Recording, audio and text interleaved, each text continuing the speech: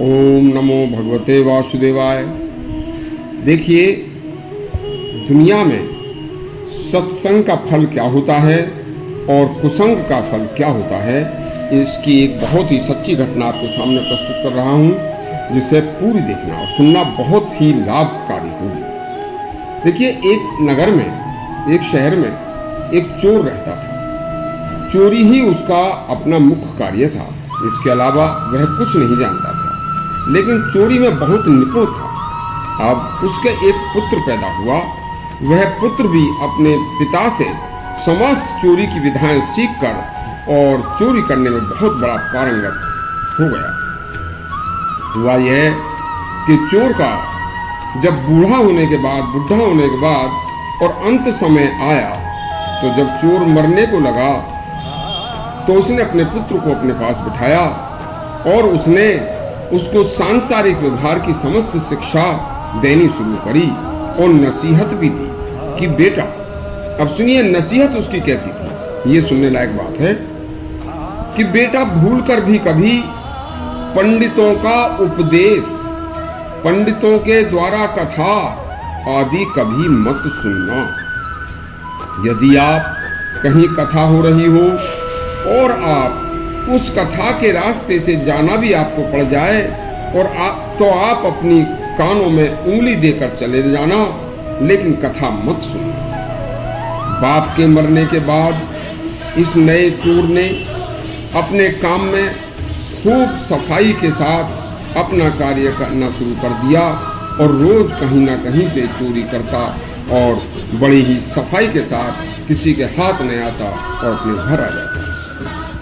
एक दिन चोरी करके उसे ऐसे रास्ते से जाना पड़ा कि जहां पर कथा हो रही थी। इस चोर ने अपने पिता की बात याद करके कानों में उंगली लगा दी और उंगली लगाकर उसने दौड़ना शुरू कर दिया कि कहीं कथा की कोई बात मेरे कान में न पड़ जाए। लेकिन ठोकर लगी और वह मुंह के बल भूमि पर गिरा और उंगलियां उसके कानों से निकल गईं और वह पंडित के कुछ शब्द उसके कानों में पड़ गए।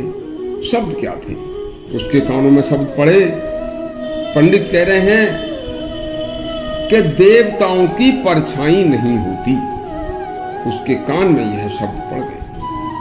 कुछ दिनों के उपरांत एक बहुत बड़ी चोरी उसने की और उसका भेद किसी को नहीं निकल पाया।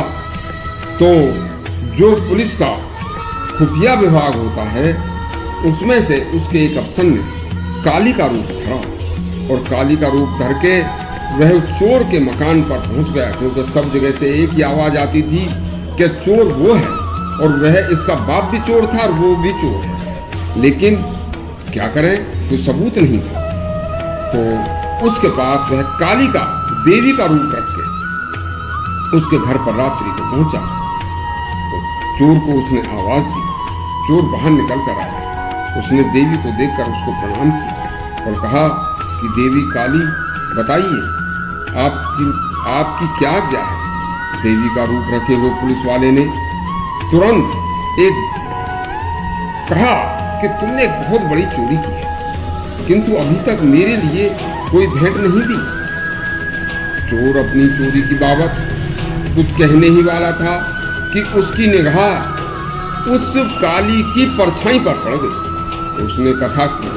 तुरंत पंडित वाली बात उसे याद आ गई। पंडित कह रहे थे कि देवताओं के परछाई नहीं होती। तुरंत वह समझ गया, चालाक चोर था, कि यह कोई ना कोई नकली मामला है, ये देवी नहीं होती। तो उसने तुरंत कहा, हे माता, तुम मुझसे कैसी भेंट मांगती हो? मैंने तो चोरी की ही नहीं। कैसी चोरी? किसकी चोरी? इस पर उस नकली पुलिस वाले ने उसे डांट कर कहा कि मुझसे झूठ बोलता है, देवताओं से भेंट छिपाता है। चोर ने कहा, मैं सच कहता हूँ देवी, देवता ही झूठ बोलने लगे तो बताइए हम लोगों का क्या होगा। मैंने कभी कोई चोरी नहीं की, आप मुझे झूठा दोष लगा रही हैं। इस पर पुलिस वाले ने चोर को सच्चा समझ लिया और उसके वहां से चल दिया। चोर भी घर आकर बड़ा प्रसन्न हुआ और मन ही मन कहने लगा कि यदि उसकी परछाई उसे न दिखती और उसे पंडित की याद बात न आती तो आज उसे देवी समझकर उसका सारा हाल बता देता और उसका क्या हाल होता। इस पर नकली काली की कथा इस बात पर याद आई कि बस उस दिन से उस चोर ने सोचा कि अब हमें नित्य प्रति, क्योंकि उस पंडित की कथा ने ही हमारी आज जान बचाई है, तो नित्य प्रति कथा में जाना चाहिए, सत्संग में जाना चाहिए, चोरी का पैसा छोड़ देना चाहिए और यह सब करके उसने व्यापार करना।